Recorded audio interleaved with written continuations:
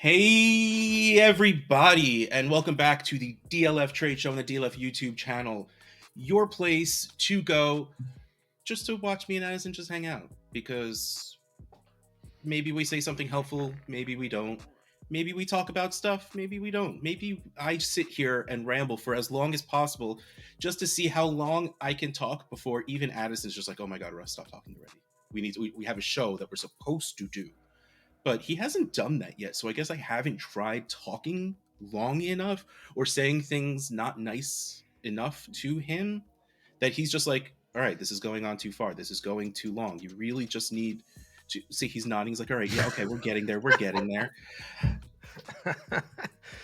Russ Fisher's Dynasty, Addison Hayes at Amaze Hayes _ here to use Dynasty League football and its awesome tools to help you make some trades, learn a little bit, grow a little bit, love a little bit. Yeah. I was trying to think, like, what is it like to trade for rookies a month-ish after your draft? Like, I know going into drafts, I was like, okay, I love me some JSN, Addison, Gibbs, sure. Everyone else did, so I had to like him too. But, like, do I still have my same feelings about these guys? Am I still equating them in that same range of players as I was before? Am I still thrilled with Quentin Johnston, even though he was one of my guys coming in? Like, how would I feel seeing him in a real life trade? Not just the pick number I associate with the player, but the player's name itself. And I told Addison this idea, and he's just like, I don't think that's a good idea. I didn't say that. That is the dumbest thing I've ever heard. Russ, why do I even do this show with you? And I'm just like, bro, a little unnecessarily hurtful right there. That's not at all what I said. That's not at all what he said. He's like, it feels weird to talk about rookies in June, weird. which is why I said I think that might be why it's an advantage. Like, that's the real story. It's weird to talk about rookies so shortly after rookie drafts, and maybe we're bored, maybe we're burnt out on talking about rookies, so maybe values might have gotten a little bit more realistic. And honestly, I haven't looked at the trades yet, so I don't know. So I'm pretty excited about this, because if it does seem like maybe JSN fell a little further as time went on, maybe I go out and get like 18 more, because 18 isn't enough. Right. No, you can never have too much JSN. Never. I think the other thing for this too is if your rookie draft hasn't happened yet, I think that this still gives you a good barometer in terms of absolutely. If you want to go get these guys and you know what pick to go trade for them to take them, and then you know what to give up to acquire that pick. Exactly. So let's start with Jahmyr Gibbs in a 12-team Superflex league. The first trade we have is Jahmyr Gibbs and a third for Drake London. Jahmyr Gibbs and a 24 third for a total of 515, and Drake London for 487.4. Valuing Drake London in this rookie draft has been very difficult for me, because if you asked me, I would have put JSN and Addison ahead of Gibbs. I would have. Like, wow. If this were me personally, but I know that's not what matters. It doesn't necessarily matter what I think. I am one speck in the giant cluster chart of what becomes, everyone's thinking and what becomes consensus value.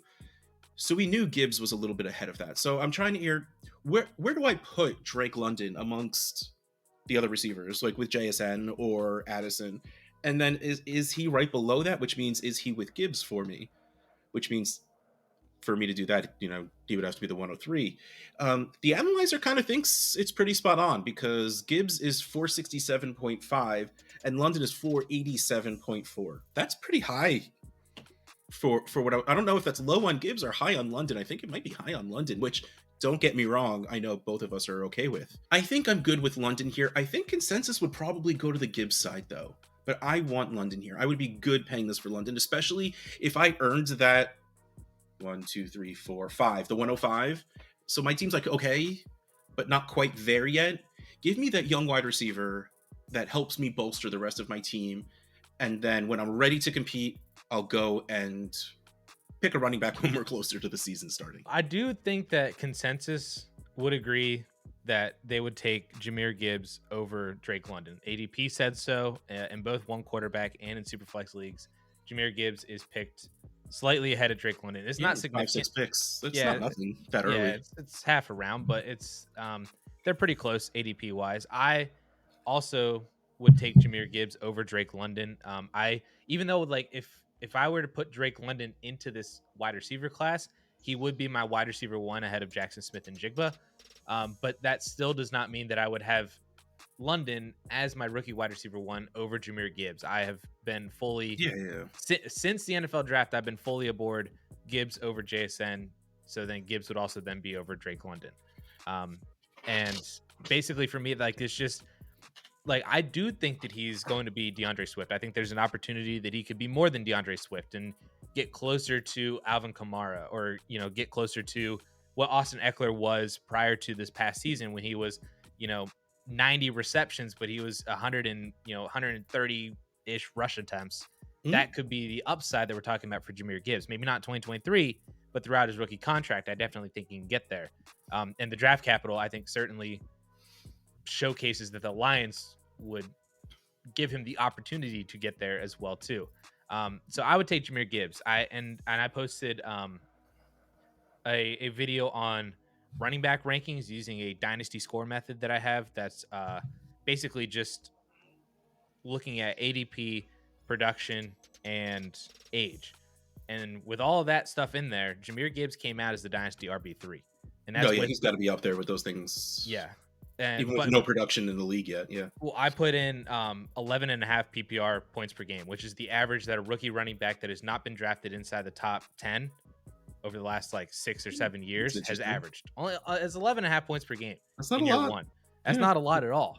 But that still puts him ahead of, with his age at 21, that puts him ahead of Barkley and CMC and Jonathan Taylor, even behind Bijan and Hall.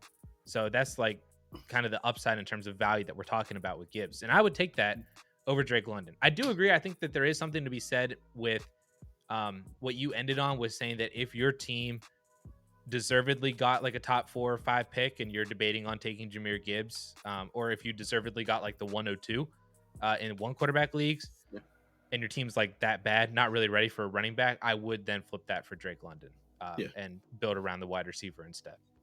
This next one is super interesting.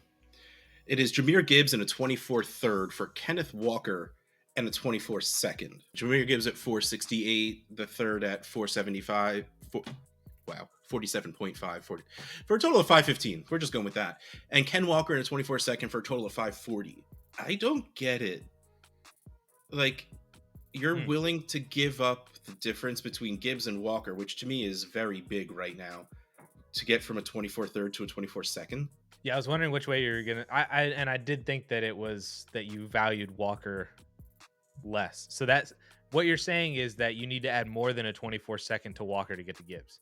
If it was 24 first, I would think about it. I still don't see. Here's my thing. Kenneth Walker was Kenneth Walker because he was the only guy that got the ball. Now, regardless of what you think of Zach Charbonnet, he's someone getting the ball and that will get the ball a decent amount that wasn't getting it last season. There was literally no one else to have the ball last year. Every other running back was hurt when Kenneth Walker was healthy, because sometimes he was hurt too. But like, I wasn't in on Kenneth Walker last year, this non-point scoring season, the beginning of it, and now at his price, at his valuation, like that's really what it is. The dude's a very good runner of the football. He's exciting. I get it. But there doesn't seem to be a lot of worry put on them taking Charbonnet in the second. And that's weird to me. Yeah, his value didn't dip a whole lot in May. Like, I'm very curious to see because he was like RB 7, 6, 5, somewhere in May ADP, 7, which happened after the draft. Yeah, he went from like 4 to 7. Yeah, like that to me should have been a much deeper fall. Right. But I guess we'll see. And so to me, this is so easily Gibbs. Like, I don't see how this isn't a win. Yeah, this is something that I would love to do as well. I would take Kenneth Walker in a first. Like I would sell Gibbs for Walker and a first. I would severely think about that just because of what I could do with Kenneth Walker as my RB2, sure, fine. And that first you could do plenty with. So I would think about that and then probably do it because I just don't like running backs. So who cares between two running backs? And you get the first. I said I do what I do. It doesn't mean you have to do what I do. Yeah, but as it is, like, this is just, I don't see the upside of Walker in a second in this deal. Yep, I completely agree with you. Take away the third. If it was just Gibbs for Walker in a second, we weren't really even valuing the third anyway. But if I was anybody's not like, really if talking you remove about the third, does that matter? No, that doesn't really No. matter. If you replace that 24 second with, any other player that's around ish involved, valued as a 24 second right now, like I don't know, like a Mike Williams or any of those other kind of players, Rashad Bateman, I don't think it changes whatsoever for me either. I'm taking Jahmyr Gibbs. So The only thing I think that would change is if that 24 second was like more Keenan Allen-esque, but not necessarily Keenan Allen because he's 47, but like someone who is guaranteed scoring points. Amari. And that Amari. Yeah. That would make me stop and think. Like if I'm a competing team and I feel like I'm a little too condensed at production, which it's June, so don't think that way right now, but that would get me thinking because again, right now I'm thinking I'm sliding Gibbs into my running back 2. I'm going to slide Walker into my RB2 anyway, but I'm going to get a solid top 24 wide receiver. Yeah, that would make me think about it a whole lot more because I don't think you're actually flipping a 24 second for Amari Cooper right now anyway. Mm-mm. So that's right. Like, but you're not nobody who you would never pay a first to go get Amari. I don't think exactly. It's one of those players that has a really weird in-betweenish kind of value. So that that raises raises part of a deal. Yeah, it raises the value from the 24 second, but it's not paying that first. Yeah. And that's so the median. Yeah, but I want to talk about Jordan Addison, so we're going to move on. So 12-team Superflex, Jordan Addison was traded for Cam Akers and Josh Downs. What's going on with the Rams in general? Like, it's weird still that we have heard nothing about anything about this team. It's like, how they have to purposely be avoiding media to have not accidentally found their way into it. The last thing I saw was that Cooper Kupp said his ankle's feeling good. That was like a day or two. I felt like they shelved him anyway, but like, yeah, I haven't seen a single thing, so I have no idea what their plan is at running back, what they think their offense is going to look like. Of course, what Matt Stafford's deal is.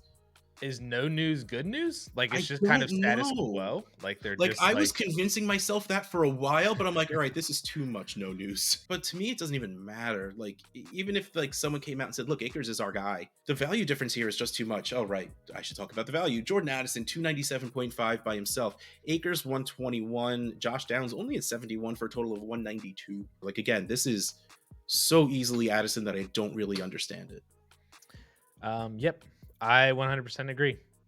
Even like if it's like the whole like I need a running back kind of thing, that you should be able to get a better running back than Cam Akers. Yeah, like this, I'll say it flat out. If you don't stop looking at your roster, I know, not everyone thinks the same way as I do.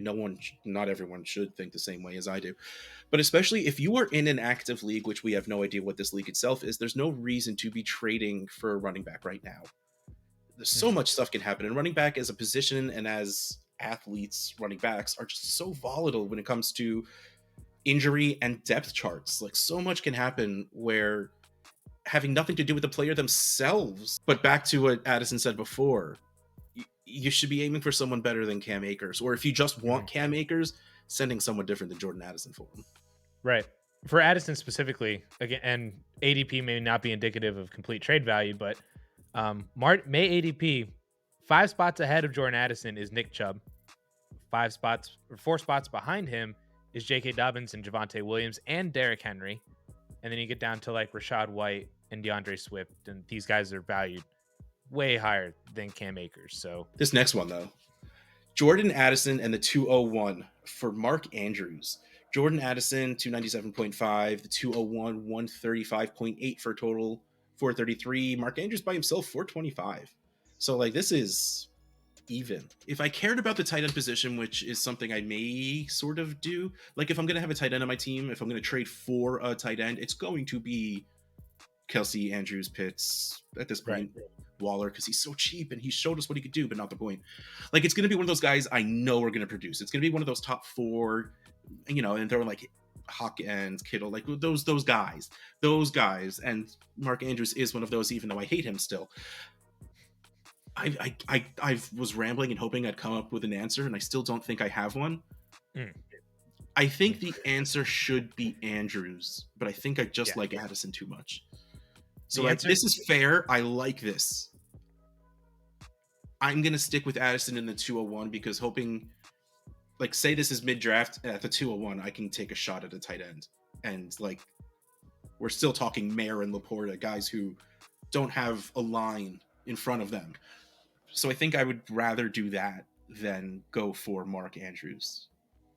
I want Mark Andrews in That's this the right one. answer. I like the more I go back and forth, I know Mark Andrews is the right answer, but I still just think my bias towards wide receivers I like, and then a little bit of a gamble with the 201 and drafting a tight end, and that's just fun to plant a flag, sort of.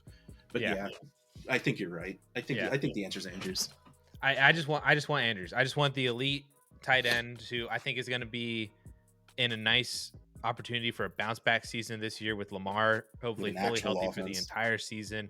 A no longer a Greg Roman offense. It's now Todd Monken offense. So the Ravens honestly could pass more. Like Andrews was already really good in a low volume offense because he was getting massive target share in that offense. But like if they pass more or have more opportunities inside the red zone, all the stuff that Mark Andrews is fantastic at, like I think he could just be another top 2 tight end again, and Yeah, and that is worth it to me. Even without a premium, I still think that's worth it. If this is any sort of a premium, which in this league specifically it wasn't, but if this was a similar trade in a premium league, that just makes it even more Andrews. But let's roll down the tight end hill because the next player we're going to talk about is Dalton Kincaid. And oh, you didn't put my trade in here. 12-team Superflex league. Dalton Kincaid straight up for Deontay Johnson. Dalton Kincaid at 136.5 and Deontay Johnson at 196.7. I am both surprised at how low Kincaid is and about how high Deontay Johnson is. I was too. I that was my exact thought as I put both these players in the analyzer. I was like, that's a little low for Kincaid. Oh, that's a little high for Deontay. Also, Kincaid was like the least valuable asset in my trade anyway. CeeDee Lamb for Bryce. Yeah, Bryce Young and Kincaid. Was there a pick in there too, or is it just those? No, that was it. Okay. I didn't feel like there was a very weak negotiation in that. He sent me. He said Lamb was mine, and he sent me Bryce and Okonkwo. I'm like, let's see. I don't have a Kincaid share yet. I feel like I should have one. I'll probably trade him before the season starts anyway, because it's just. But like, all right, I just countered with that, and I'm like, that's fine. I hated this team ever since it was Trade Addicts 11, which we drafted this offseason, and I hated my team after I drafted. So I'm like, let's blow this up. Let's get Young. So I now have Stroud and Young. Let's get Young, and I got Young. That's funny. I'm funny. Puns. Yeah. Okay, so back to this actual trade of Kincaid and Deontay Johnson. The value I think should be on the Kincaid side, but I still think I want Deontay Johnson. I mean, when I talk about Najee and when I talk about Pickett, I constantly say that offense has to get better because it would be really hard for it to get worse. And one of the ways it does get better is getting the ball out fast. And that will benefit not George Pickens. It will benefit Deontay Johnson and maybe Muth a little bit. So I'm here for another good PPR season out of Deontay Johnson. I think him being at that like wide receiver 12 or 13 that he started to peak up at a little bit is out the window for sure. But I think we're looking at a very solid wide receiver 2 option. And Kincaid, I think he just falls into that mess of tight ends that might be great, might move up into the next tier, but I don't care enough to gamble on it. Like, I don't think Kincaid in the next 2 years is going to be Kelsey, Andrews, Pitts level. So I don't feel the need to make that gamble. I don't feel the need to hold on to him. So I am higher on Kincaid than you are. Most people are. Fairly. Like, I do think that he has the opportunity to be a top 5 tight end production wise, which still isn't necessary. Like top 5, like Kyle Pitts was top 5 in his rookie season. Dude, let's not really talk bad about 1,000 yards. It was just the fact that he had 1 touchdown. He only had 1 touchdown. But that's what I'm saying though, is that like scoring wise, he was top 5 that year, or 6, whatever he was. And it just didn't feel like he was a top 5 guy because he was a lot closer to tight end 10 than he was Kelsey and Andrews and everybody else, you know? So Fair enough. saying Yeah. that, I think me saying that Kincaid can be a top 5 guy production wise as early as 2023, I don't think is all that unreasonable, because I think that still could mean that he is just like a Muth or slightly worse than a Dallas Goddard or anything like that. But I do think that if he does that, if he has like a 700-yard season, catches 5 touchdowns, um, then I think that that's going to raise his value. And then I think that we're going to be talking about Kincaid as a breakout tight end moving forward. And I think I just want that upside. Like I want the upside of a player like Kincaid to potentially be the next elite tight end. Whereas like Deontay, like I am 100% in agreement with you that I think Deontay is undervalued. I think that he's in for a top 20 season. I think that he is definitely the wide receiver 1 in Pittsburgh over George Pickens. I don't even think that's a question. But the community doesn't like Deontay. Like they just don't like him. I don't know why, but it feels like a kind of like a Juju situation where like no matter what Deontay does from here on out, he's never going to gain value. Like, and especially if he leaves Pittsburgh and he goes somewhere else and maybe isn't as productive, then he's just kind of gonna be like what Juju is right now. You know, like I still think Juju could be a top 30 fantasy wide receiver this year, just like he was last year.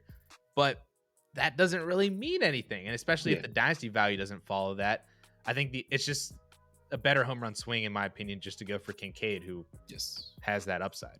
Yes, that absolutely. If you are literally just taking that swing, then Kincaid is the right answer. Mm-hmm. If you are looking for safety and production, I think Deontay is the right answer. Sure. Last trade we have has a little bit of all of that thrown in together. Christian Watson and Dalton Kincaid for Kyle Pitts. Christian Watson 315, Dalton Kincaid 137 for a total of 451. Kyle Pitts 467, so super even. I think I easily do this for Kyle Pitts. Like, easily. Now, I know with everything you just said, you're probably on the other side because you think that Kincaid has that chance. But I know, hopefully, looking back, everyone realizes how ridiculous Kyle Pitts' value was. And how that was unsustainable and ridiculous.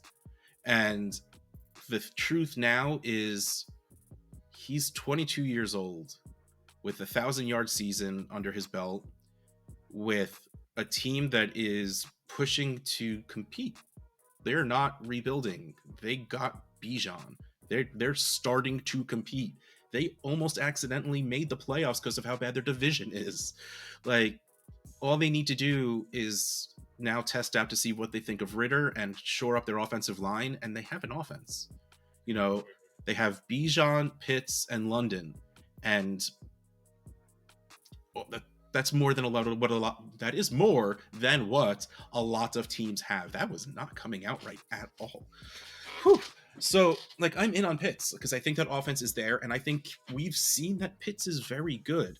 Like, imagine if we just took the yards from year 1, the touchdowns from year 2 that he missed like half of, and we would be just going.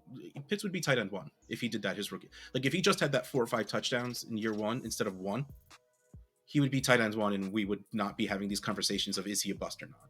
So I'm here for Kyle Pitts. Christian Watson, he's fun to watch. I don't like Jordan Love that much. That team is weird. The Packers. Everything I already said about Kincaid. Like, this is too, maybe for, no, I believe in Pitts. So for me personally, I do this. I go get Pitts with this. I'm also going to go get Pitts. Wow. Okay, good. I like that. I thought you'd be on the other side, but good. I do think that this is a very fair trade. I think it's very dependent on how you feel about these 3 very specific players. And they are very specific players. Like, these are players you have feelings on. These aren't just like, oh, right. Okay, players. Right. Like, if you believe that Kyle Pitts, and like you said, that his value was like insane and like unsustainable at the production level that he was at and has still been at. But if he puts up, like you said, 1,000 yards, 900 yards, and 5-6 touchdowns, he's right back there. Like, he's literally like, right he's back not to being go for 5 first. You know, not exaggerating too much. Like, he'll go up and he'll be 3 years ago, Kelsey, like in trade addicts leagues, there was a good stretch where Kelsey was going in the the end of the first round of startups. and rightfully so. With a 0.75 premium, Kelsey's that dude. So yeah, if he goes out this season and Pitts puts up close to 1,000 yards, and if he just seriously, that dude catches 7 touchdowns and fantasy football breaks, like you will see people getting Pitts 8 tattooed on their back and running through the streets without their shirts on so they can show it off. Right. Why did I paint that picture? I don't know, but what? Why? Where did that come from? I was just gonna breeze right past it, to be honest with you. I couldn't, because I started picturing John Bosch. Let's just go. Ah! Like, no, it's. Yep. Don't edit this out. Leave all of it in. All of it in. So yeah, I. But you can. I think you can. Can you see the argument for the other side though? Like, if you don't think that 1000%. Kyle Pitts is like Kyle Pitts, and yeah, the Falcons' offense, like they got upgraded because of Bijan and stuff, and they should probably win the division. I think. Like, I'm projecting them to win the division, but it's still short of Anthony. Wait, no, AFC, no. NFC. Never mind. Like Derek Carr, I think the Saints are the only contender for them. You know, but yeah, so like the Falcons, you can see that they've improved. They potentially are going to win the division this year. But at the end of the day, it's still a run-first offense. Desmond Ridder is still the quarterback. It's still an Arthur Smith offense. You know, like we've struggled to get Kyle Pitts targets. We've struggled to get Drake London targets. We got them at the end of the year when Desmond Ridder Pitts started. But when Pitts was gone, though, there's the back and forth argument. But yeah, I do get what you're saying. Going in the direction we were hoping it was going in, and Bijan will only make it easier to pass the ball because the amount of people that are going to have to pay attention to Bijan. Right. Let me be happy about something. Let me be optimistic. Well, that's what I'm saying. Like, that there are people out there that believe that Kyle Pitts may not still be that breakout tight end. Like, oh, absolutely. Closer to a Pat Freiermuth, or closer to a Dalton Kincaid, or closer to like even like a Dallas Goedert, and he's not Kelsey or Andrews, or doesn't even have the upside of what George Kittle can give you on a weekly basis.